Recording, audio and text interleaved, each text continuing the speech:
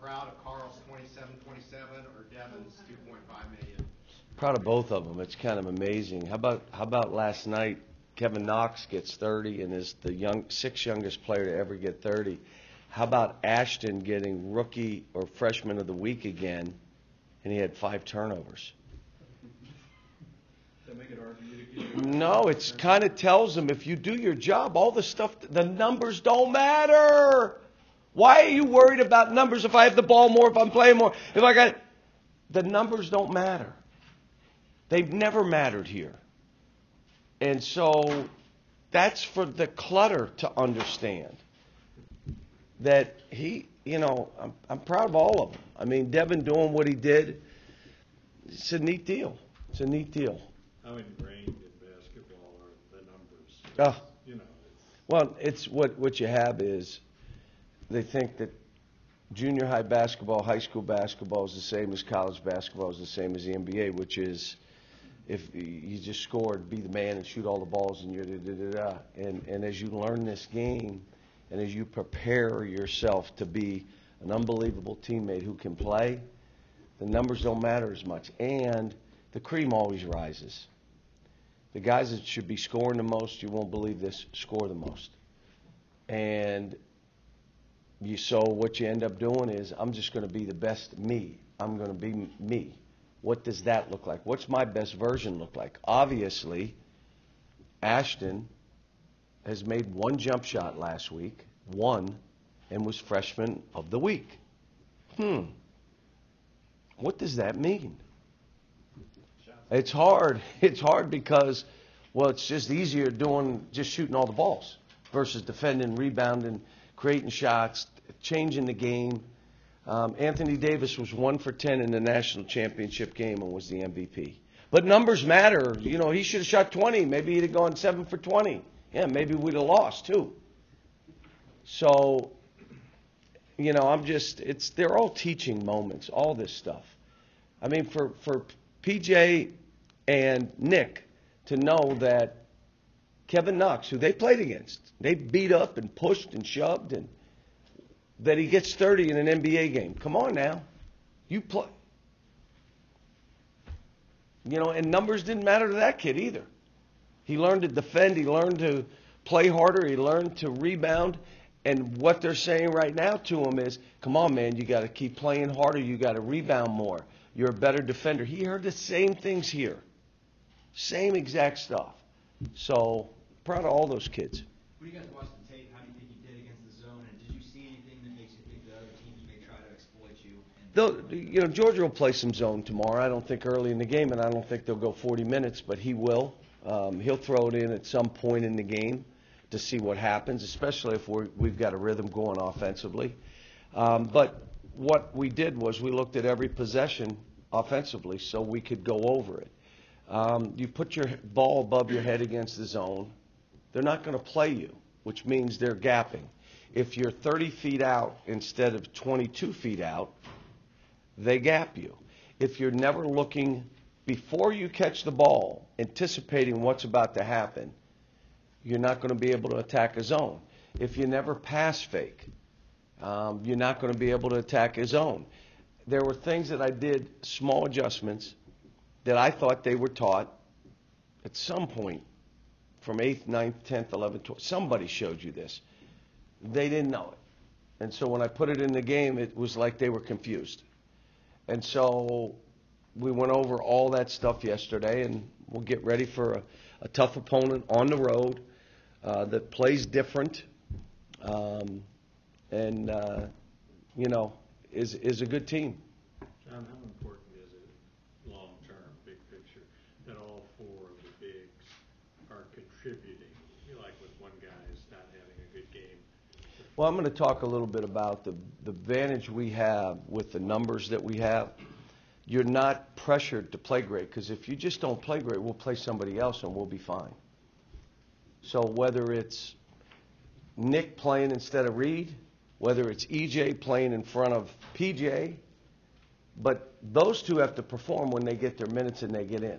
We can't do it for you, and you can't make an excuse, well, if I played more and I didn't play last game, and don't. Just play. Jamal didn't play well last game. The game before, he went in and played his butt off and changed the game, so he played more.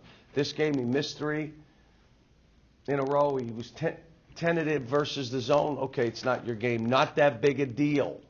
Let's go to the next game, see what happens.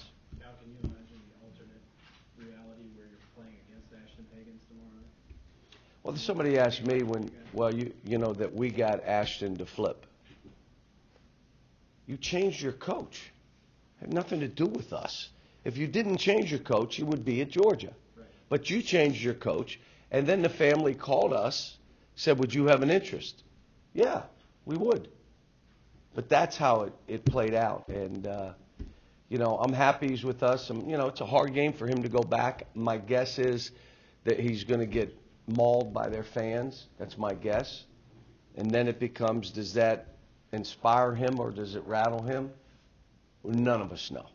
Let's see. Speaking of coaching changes, you've said in the past that you enjoy coaching against adversaries more than you do against No, your friends. I don't. If I make it personal, I don't do as good a job. I don't. And so I don't. You coach against friends, the problem is somebody's got to lose. And you hope it's him, but sometimes it's you. And if it is him, you feel really good the game, and then you look at him and you shake his hand and you feel bad for him. We've heard conflicting reports about your relationship with Tom. Conflicting. Conflicting. Where does he fit on the friend-foe continuum? He's been a friend for 30 years. Friend, foe. I mean, he's a competitor. Like, he'll want to win this game, and he's going to build it up to be a Super Bowl.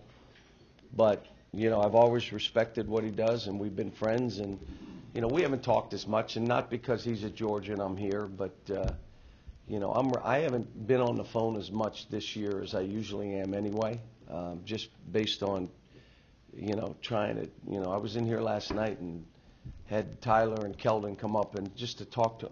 My time is consumed with this team right now, and not in a pressure. I'm pressured. No, just how do I help individuals get better? How do I help them buy into their role like Ashton has bought into his role? How do I get this guy and this guy and that guy to understand? Here's what I'm asking you to do, which they all know. Then why are you choosing not to do it? Is it too hard? Are you not capable? Tell me why wouldn't you?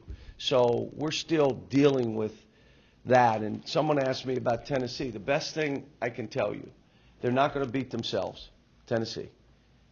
And you could see they're empowered at times. They've been together 3 years. So we're trying over a 3-month period to get this team empowered. We're not there yet. Like my buddies of mine watched me coach the last game and said, you're dragging them across the finish line. Yeah, and I'm exhausted. I don't want to coach that way, but I don't want to lose either. So we'll just let them go. Yeah? Oh, yeah, I could just see that. So at some point, they must be empowered to know they've got to go do this, and they can't be counting on me to come up with solutions every time. Last question, because I got to go in. Yes. Go ahead, Jerry. I was just going to be sort of an ass. Yeah. I didn't expect that, but John, I remember you being asked about steals, and you saying that's not the overall philosophy Yeah. of gambling and so on. I'm wondering if you've made an exception for Ashton, or how that. we have. He has more room, and we let him know that.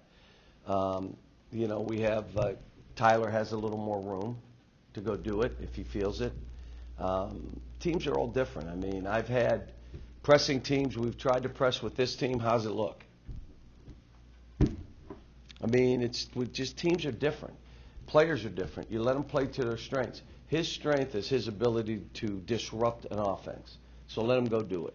And that's basically what we're doing. And still trying to figure out some other guys. That's what Nick does for us. When Nick plays and he competes and battles inside and fights for position, he blocks shots and he rebounds above the rim. He is a disruptor defensively. He disrupts them.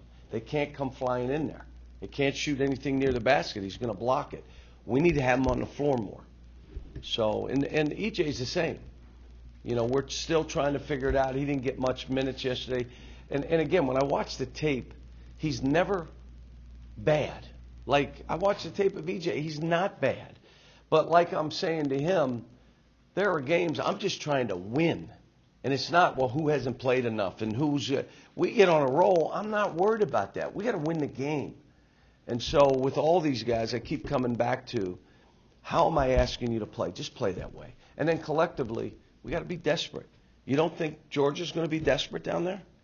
They're going to play out of their minds. I mean, it's every game we play. That's the whole mantra. Let me just give you last game. Last game, Bryce came out and said we were going to play a zone, which they hadn't all year. Played it a little bit, but not like they played us. We're going to slow the thing down and shorten the game. They didn't even try to offensive rebound. I don't know how they got two. They got 2 offensive rebounds. Must have bounced right to them, because as soon as the guy shot, 4 guys were running that way, and the shooter ran that way. So you tell me how they got 2 offensive rebounds. Someone must have bounced as he ran back and hit him in the chest. That was their game plan. Now you're playing Georgia. They send 4 guys to the glass. All 4 come. They get it in quick and try to score in the first 5 seconds. So you're now playing a team that's totally different. Good for us. It's good for us. You have to figure out in March, you don't know what you're going to get. The draw, boom, and there you go. And then you have one day in between, bang, there you go. They all play different. So this is good for our team, but it challenges young players. Thanks, guys.